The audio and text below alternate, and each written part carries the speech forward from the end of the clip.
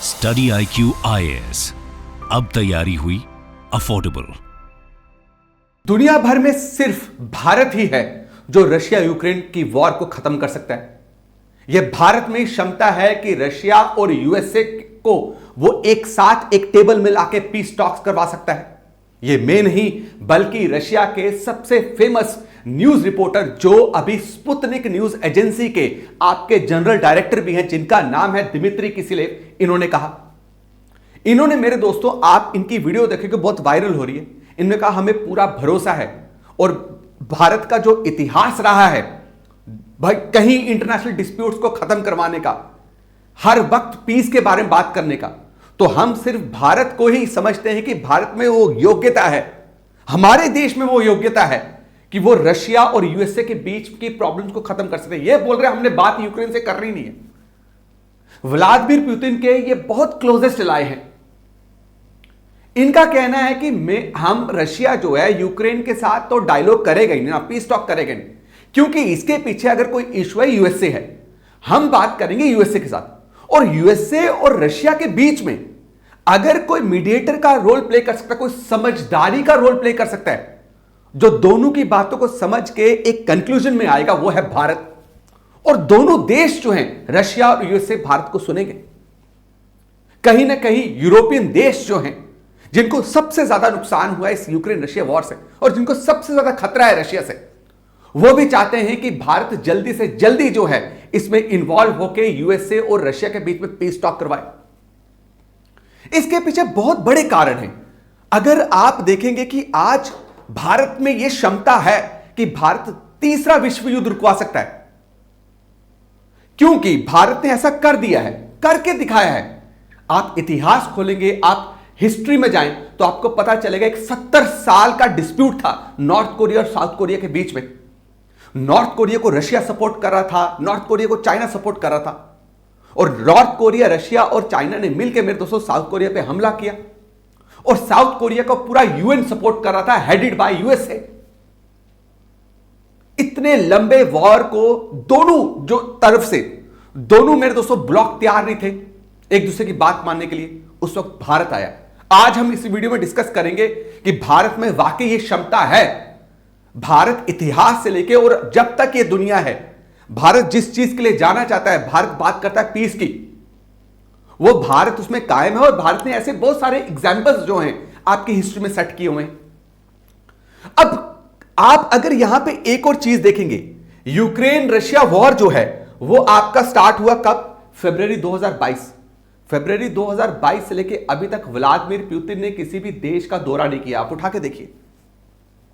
जब पिछली बार G20 summit की प्रेसिडेंसी भारत के पास थे, व्लादिमीर पुतिन नहीं आ पाए। इस बार G20 समिट जब आपके ब्राजील के रियो डी जेनेरियो में हुआ, व्लादिमीर पुतिन तभी नहीं आए। क्यों? इनके खिलाफ क्या है, मेरे दोस्तों? आपका इंटरनेशनल वारंट है कि अगर किसी भी देश में एंटर करते हैं तो इनको अरेस्ट कर लिया जाए। लेकिन अब देखिए भारत का रोल देखिए। भारत ग्लोबल लेवल पे किस जगह पे पहुंच चुका है कि व्लादिमीर पुतिन पहली बार यूक्रेन रशिया के वॉर के बाद आपके भारत में आ रहे। कारण है, अब ये न्यूज इस तरीके से फैली हुई है, क्या आपके इंटरनेशनल मीडिया को नहीं पता है? लेकिन कोई बोल नहीं रहा, क्योंकि सबको पता है कि ये विजिट इंपॉर्टेंट है, बहुत इंपॉर्टेंट। अगर व्लादिमीर पुतिन आपके पहुंचेंगे कहां पे? इंडिया में, भारत में पहुंचेंगे, तो भारत के प्रधानमंत्री मोदी जी इनको बोलने वाले हैं कि अब पीस टॉक होना ही चाहिए। और आप याद कीजिए, अभी रिसेंटली 1.5-2 महीने पहले जब प्रधानमंत्री मोदी आपके यूक्रेन भी गए, रशिया के दौरे पे भी गए, वहां पे उन्होंने एक बात करी कि मैं सुन रहा हूं कि इंटरनेशनल मीडिया बोल रही है कि भारत जो है किसके साथ है, भारत किसके साथ खड़ा है? ना भारत यूक्रेन के साथ है, ना भारत रशिया के साथ है, तो भारत है किसके साथ है? तो उन्होंने बोला मैं क्लियर कर देता हूं, भारत पीस के साथ है, अमन के साथ है। भारत न्यूट्रल नहीं है। न्यूट्रल वो लोग होते हैं जो अनदेखा करते हैं। मैं लगातार व्लादिमीर पुतिन से बात करता हूं, मैं लगातार जो है यूएसए के प्रेसिडेंट से बात करता हूं कि हमें जो है इस ब्लॉकेज को तोड़ना चाहिए। ये जो अब ब्लॉक आ चुका है, ये जो आपका बॉटल नेक है, इसको खत्म कीजिए। अब समझौते का टाइम है। हम इतना नुकसान नहीं देख सकते, जान माल का इतना नुकसान हम नहीं देख सकते। इससे देश भर में, दुनिया भर में नुकसान हो रहा है। आइए आज एक बेहतरीन जो है आपका एक ऐतिहासिक जो आपका स्टेप जो भारत ने 1950s के 60s के टाइम पे लिया, जिसके बाद आज तक भारत को हर कोई देश जो है वो उस नजर से देखता है कि आइए और हमारे बीच में जो डिस्प्यूट चल रहा है दूसरे देशों के साथ उसको सॉल्व कीजिए। देखिए ईरान का अगर आप देखेंगे, ईरान ने कितनी बार ये बोला है, ट्वीट करके बोला है कि भारत क्या है, ये ईरान और इजराइल के बीच की जो कॉन्फ्लिक्ट है उसको रोक सकता है। मेरे दोस्तों, उस ऐतिहासिक स्टेप को डिस्कस करने से पहले हम ये जानते हैं कि व्लादिमीर पुतिन भारत को ही क्यों बोल रहे हैं, क्या कारण है कि भारत ही उनके लिए एकमात्र ऐसा देश है जो उनकी प्रॉब्लम को सॉल्व कर सकता है। उसके पीछे मेरे दोस्तों आपकी ये वजहें हैं। सबसे पहले भारत का ज्योग्राफिकल लोकेशन। भारत ऐसी जगह में लोकेटेड है जहां पे ना यूएसए का इतना इन्फ्लुएंस है, ना किसी और पावरफुल कंट्री का इन्फ्लुएंस है, जो व्लादिमीर पुतिन के लिए एक बहुत सेफ प्लेटफॉर्म है भारत में आने के लिए। उनको खतरा नहीं है। अगर G20 summit Rio de Janeiro में क्यों नहीं गए व्लादिमीर पुतिन, क्योंकि उनको पता है कि उनको लैटिन अमेरिका में, साउथ अमेरिका में अगर वो कहीं पे भी जाएंगे, यूरोप के किसी भी देश में जाएंगे तो उनको अरेस्ट कर लिया जाएगा। लेकिन भारत उनको पूरी प्रोटेक्शन प्रोवाइड करेगा। और वो चाहते हैं कि अगर पीस टॉक हो, ना यूएसए रशिया में आए, ना रशिया यूएसए में जाए। अगर हम कहीं बैठेंगे तो वेन्यू क्या होना चाहिए? भारत। दूसरी बात, भारत ने जो बैलेंस मेंटेन करके रखा है ना, जब शादी होती है, आपके परिवार में किसी की अगर शादी हुई हो, किसी कजन की, आपके दोस्त की जो सीनियर, तो आपको बताएंगे कि सास और बहू में, सास और बीवी में, जो मां और बीवी में जो बैलेंस है वो कितना मुश्किल होता है करना। हम किसी की तरफ भी थोड़ा सा झुक जाएंगे तो वहां से दूसरा नहीं छोड़ने वाला। यहां पे भारत ने बहुत बेहतरीन स्टैंड लिया था। भारत ने रशिया के साथ कोई भी रिलेशन खराब नहीं करे। जब नाटो और ये आपका पूरा ब्लॉक भारत के पीछे पड़ गया कि आप बॉयकॉट कीजिए, आप इनसे सामान नहीं खरीदिए, तो भारत ने वो रोक नहीं लगाई, क्योंकि भारत को पता है कि हमारा रशिया के साथ बहुत लंबा इतिहास रहा है दोस्ती का। जहां पे रशिया ने हमें एनर्जी में, चाहे बात करें वो ऊर्जा की, चाहे बात करें वो हमारी डिफेंस की, वहां पे रशिया हर कदम हमारे साथ रहा है। तो उन्होंने इतना प्रेशर होने के बाद भी कभी रशिया के खिलाफ नहीं बोला, लेकिन साथ में यह भी बोला कि रशिया को मैं बोलता हूं कि वॉर रोक दे। जहां से यह पता चलता है कि भाई भारत जो है वो बहुत ही बैलेंस्ड देश है, जो यूएसए के साथ भी वैसे ही दोस्ती बनाए रख रहा है और रशिया के साथ भी अपनी दोस्ती को कायम कर पा रहा है। आप देखिए कितने एग्रीमेंट, अभी क्वाड समिट हुआ तो प्रधानमंत्री मोदी आपके कहां पहुंचे? यूएसए में जाके बेहतरीन एग्रीमेंट किए। वहां पे जिक्र ही नहीं किया जो बाइडेन ने, किसके बारे में? कि रशिया के बारे में आपका क्या स्टैंड है, कुछ नहीं, क्योंकि उनको पता है कि भारत ही है जो इस प्रॉब्लम को सॉल्व कर सकता है। इसलिए मेरे दोस्तों, रशिया जो है यह समझता है कि भारत की योग्यता बहुत ज्यादा है। आपको क्लियर है? उसके बाद रशिया को किसी और देश में भरोसा ही नहीं है ना। आप देखो, यूके रशिया के खिलाफ है, फ्रांस रशिया के खिलाफ है, हंगरी ने अभी क्या कर दिया मेरे दोस्तों, डिफेंस मिसाइल सिस्टम यूक्रेन पे रख दिया है रशिया के खिलाफ। तो रशिया इन देशों को कभी देखना ही नहीं चाहता। और मैं आपको बता दूं, अगर यूएसए का नुकसान है तो यूएसए का सबसे बड़ा नुकसान है किसका मेरे दोस्तों? पैसे का, उधार का, जो यूएसए ने बहुत ज्यादा पैसा दिया यूक्रेन को। सबसे बड़ा नुकसान तो यूरोपियन देश का। ये यूरोपियन देश जिन्होंने एक बार भारत को गुलाम बना के रखा था, जो भारत को लूट के चले गए, आज सोचिए वही जिनको इन्होंने गुलाम बनाया था, वही इनको इस डर से निकाल रहा है, इस खौफ से निकाल रहा है, जो रशिया का खौफ है। सोचिए किस स्तर पे, किस लेवल पे इन 70 to 80 ईयर्स में आजादी के बाद भारत पहुंच चुका है। अब चलिए बात करते हैं कोरियन वॉर के बारे में। दोस्तों, बहुत ही गर्व फील करने वाला ये आपका इंसिडेंट है, जिसमें भारत ने पता नहीं कितनी जानें बचा दी। ये कोरियन वॉर अगर आप देखोगे, आपको पता है कि साउथ कोरिया और नॉर्थ कोरिया जिस जमीन के ऊपर है उसको हम बोलते हैं कोरियन पेनिनसुला। और नॉर्थ कोरिया और साउथ कोरिया का सबसे बड़ा प्रॉब्लम क्या है कि विचारधारा का अंतर है, आइडियोलॉजिकल डिफरेंसेस हैं दोनों में। अब वो थोड़ा कट्टरपंथी वाले हैं नॉर्थ कोरिया, और मेरे दोस्तों साउथ कोरिया थोड़ा डेमोक्रेटिक टाइप है, लोकतंत्र पे ज्यादा बिलीव करते, फ्रीडम पे ज्यादा बिलीव करते। वहां पे आपकी जो इकोनॉमी है, सरकार को चलाने का तरीका है नॉर्थ कोरिया में वो सेंट्रलाइज्ड है, एक ही बंदा सब डिसाइड करेगा। लेकिन साउथ कोरिया में ऐसा नहीं है। और ये विचारधारा में जो अंतर था, ये बहुत बड़ा कॉन्फ्लिक्ट बना दोनों में। और नॉर्थ कोरिया हमेशा से चाहता था कि वो क्या करे, आपका साउथ कोरिया को कंट्रोल करे।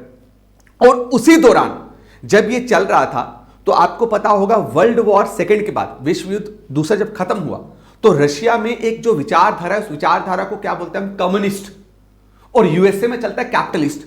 सबसे बड़ा, अगर रशिया और यूएसए के बीच में कुछ प्रॉब्लम था, यूएसए पूरी तरीके से कम्युनिस्ट विचारधारा को खत्म करना चाहता था, पूरी तरीके से। और यहीं से इन दोनों के बीच में क्या स्टार्ट हुआ मेरे दोस्तों, जंग स्टार्ट हुई। जंग जिसमें ये कभी डायरेक्ट लड़े नहीं, लेकिन इन्होंने क्या करना स्टार्ट करा, सबसे पहले न्यूक्लियर हथियार जो है वो बनाना स्टार्ट करे और अलग अलग देशों को अपने साथ जोड़ना स्टार्ट करा, यानी कि गठबंधन करना स्टार्ट हो गया, अलायंस बनाना स्टार्ट हो गया। और वहीं पे यूएसए ने जब साउथ कोरिया का साथ दिया, तो नॉर्थ कोरिया का साथ देने के लिए कौन आया, रशिया और चाइना भी। रशिया, चाइना और नॉर्थ कोरिया ने मिलकर मेरे दोस्तों क्या किया, साउथ कोरिया पे हमला कर दिया। और यहां से मेरे दोस्तों आपकी स्टार्ट होगी क्या, कोरियन वॉर, जो कब स्टार्ट हुई, 1950 में। अब जब ये कोरियन वॉर स्टार्ट हुई तो यूनाइटेड स्टेट्स ने, यानी कि अमेरिका ने पूरे यूनाइटेड नेशन मेंबर्स के साथ मिलकर क्या कर दिया, ये डिक्लेयर कर दिया कि यूएन जो है, यूनाइटेड नेशंस जो है, वो लड़ रही है इन 3 देशों के खिलाफ। अब सोचिए, इस यूनाइटेड नेशन में मेंबर भारत भी था। अब जब भारत तक ये प्रस्ताव रखा, अमेरिका जब भारत के पास आया और भारत को बोला कि आप हमारा साथ दीजिए, वहां पे रशिया जब भारत के पास आया, जिस वक्त उसे सोवियत यूनियन बोलते थे, तो वो जब आपके भारत के पास आया था, उन्होंने बोला आप हमारा साथ दीजिए, तो भारत ने बोला मैं साथ दूंगा। उस वक्त भी जवाहरलाल नेहरू प्राइम मिनिस्टर थे, आपके प्रधानमंत्री थे। उनने बोला भारत हमेशा शांति चाहता है, भारत हमेशा चाहता है कि इंसान की कदर की जाए, जान माल का नुकसान ना हो।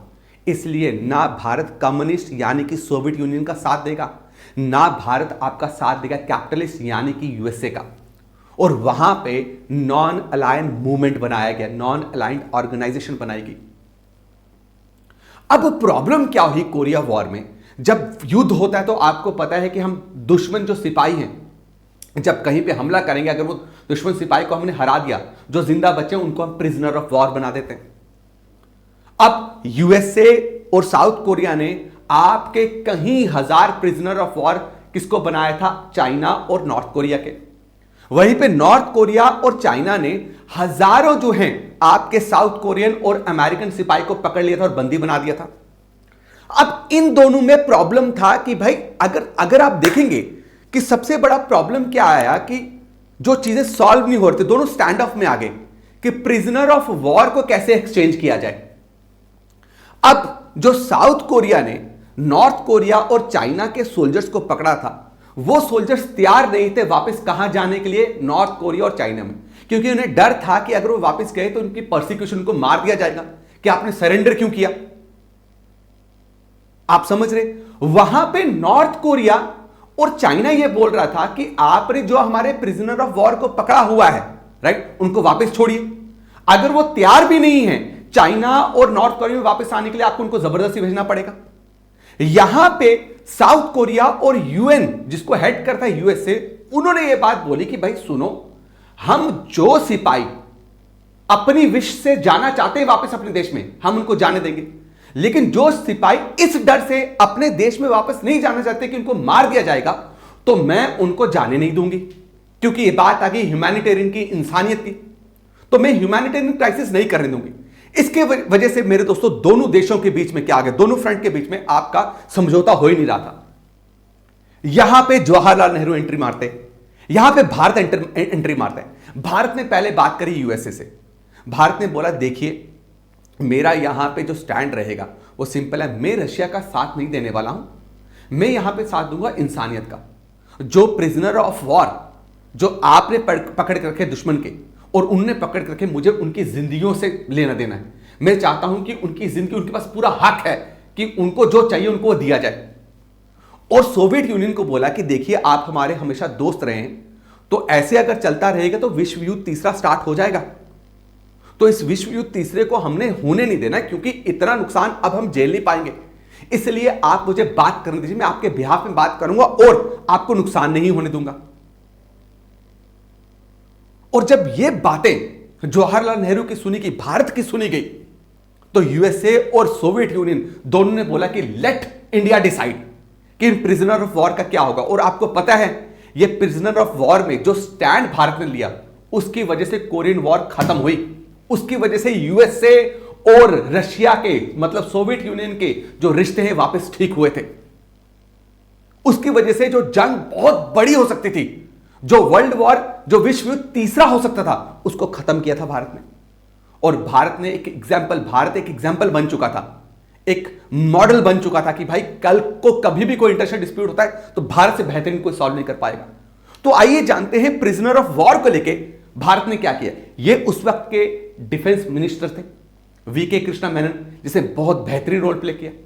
अब वहां पे एक कमीशन बनाई गई, उस कमीशन का नाम था United Nations repatriation commission. Repatriation का मतलब है कि जो आपने प्रिजनर्स पकड़ के रखे हैं, जो दुश्मन देश के सिपाही पकड़ के रखे, उनको कैसे एक्सचेंज किया जाए। अब भारत ने बोला देखो, सबसे पहले जो सिपाही नहीं चाहते कि वो वापस अपने देश में जाएं, तो उनके साथ जबरदस्ती नहीं की जाएगी। उनके साथ जबरदस्ती नहीं की जाएगी, आप उनके साथ जबरदस्ती नहीं कर सकते। जो सिपाही चाहते हैं अपने मन मुताबिक वॉलंटरली कि वो अपने देश में वापस जाएं, तो उनको जाने देना चाहिए। अब जो सिपाही ये कह रहे हैं कि हमें जो है अपने देश में वापस नहीं जाना, तो इसलिए अब उनका क्या करना पड़ेगा, हम एक इंटरनेशनल बॉडी बनाएंगे, एक संस्था बनाएंगे जो उनका ख्याल रखेगी, जो उनका ध्यान रखेगी, उनसे बात करेगी और बात करके जानने की कोशिश करेगी वो चाहते क्या है, और जो वो चाहते उसको पूरा करना पड़ेगा, जो उनका विल होगा उसको पूरा करना। और जब ये बात करी तो नॉर्थ कोरिया, चाइना वो भी मान गया, साउथ कोरिया, यूएसए वो भी मान गया। और अब बोला गया कि देखिए क्या करते हैं, एक बॉडी बनाते। उस बॉडी का नाम था neutral Nations repatriation commission. Neutral nation repatriation commission का क्या मतलब है कि ना चाइना और नॉर्थ कोरिया की चलेगी, ना साउथ कोरिया और यूएसए की चलेगी। अब जो सोल्जर्स अपने देश में नहीं जाना चाहते, इस कमीशन का काम रहेगा उन फौजियों का देखभाल करना। और इसका चेयरमैन किसको बनाया गया, भारत को, क्योंकि भारत ने यह आइस ब्रेक करी, भारत ने इस प्रॉब्लम को सॉल्व किया। आप मेरी बात समझ पा रहे हैं। उसके बाद क्या हुआ आप देखिए, भारत का सबसे बड़ा योगदान, ये उस वक्त के जनरल थे। इन जनरल का नाम क्या था आपका, केएस थिमाया। भारत ने मेरे दोस्तों आपकी 60th इंडियन इन्फेंट्री ब्रिगेड को भेजा। वो 20,000 आपके प्रिजनर ऑफ वॉर, उन सोल्जर्स का ख्याल रखने के लिए जो अपने देश में वापस नहीं जाना चाहते, चाहे वो चाइनीज साइड से हो, चाहे वो साउथ कोरिया के साइड से हो, चाहे वो नॉर्थ कोरिया के साइड से हो। तो 20,000 प्रिजनर ऑफ वॉर का मेरे दोस्तों इन्होंने ख्याल रखा और फिर उनके मन मुताबिक उनकी विश पूरी करके मेरे दोस्तों उनको अपने अपने देशों में जहां उनको जानता वहां उनको भेजा गया।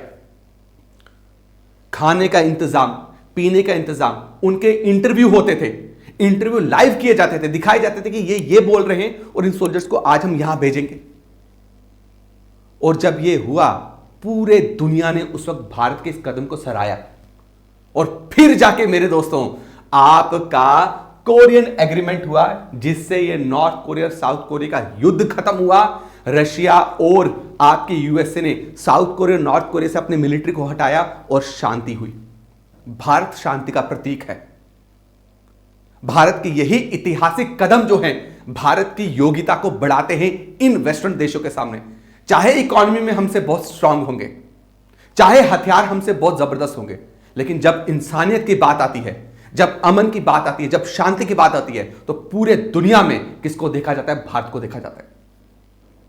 तभी आप देखिए उस वक्त जो सरकार थी कांग्रेस की थी, आज सरकार है बीजेपी की, लेकिन इंटरनेशनल लेवल पे भारत ने हमेशा एक स्टैंड मेंटेन करके रखा है। वो स्टैंड है अमन और शांति का। वो स्टैंड है अमन और शांति का। क्या बेहतरीन चीज है। अटल बिहारी वाजपेयी की आप अगर एक स्पीच देखें, बहुत फेमस हुई थी पार्लियामेंट में, जहां उन्होंने बोला था कि पार्टी आती जाती रहेंगी, है ना, अलग अलग विचारधारा के लोग आते जाते रहेंगे, भारत रहना चाहिए, भारत का लोकतंत्र रहना चाहिए, भारत की सोच रहनी चाहिए। वो सोच ये है कि दुनिया में हम सब जो हैं अमन और शांति से रहें। यही कारण है मेरे दोस्तों कि आज रशिया जो है आपका भारत को देख रहा है कि भाई आप ही हैं जो मीडिएटर का काम कर सकते हैं। मोदी ने कॉल किया, ठीक है, मोदी ने बोला पुतिन को कि अब राइट टाइम है कि पीस टॉक होना चाहिए, अब इसको नहीं बढ़ाया जाए। और अब ये जो पुतिन का अगर अराइवल होता है इंडिया में, कुछ दिनों में डेट डिसाइड हो जाएगी, वो पहुंचेंगे यहां पे भारत में पहुंच के अगर ये भारत के इस जन्मभूमि में जहां पे इतने धर्म निकले, जहां पे शांति, प्रतीक, भाईचारे की हमेशा बात हुई है, वहां पे अगर ये पीस टॉक होती है तो भारत ग्लोबल लेवल पे बहुत बड़ा योगदान देने वाला। पॉसिबिलिटी है कि भारत यूनाइटेड नेशन के सिक्योरिटी काउंसिल का परमानेंट मेंबर बने और रशिया पूरा जोर लगा देगा इसमें करने के लिए। रशिया चाइना को भी मनाएगा करने के लिए, क्योंकि अभी चाइना और रशिया की बहुत बन रही है। यह कारण है कि भारत जो है वर्ल्ड वॉर 3 वो रोक सकता है, यूक्रेन रशिया के क्राइसिस को खत्म कर सकता है। मैं उम्मीद करता हूं कि आपको यह वीडियो बहुत पसंद आई और आपको गर्व फील हो रहा है इसको देखते हुए। साथ में मेरे दोस्तों, ये चीजें चलती रहेंगी लेकिन हम अपनी पढ़ाई नहीं रोकेंगे।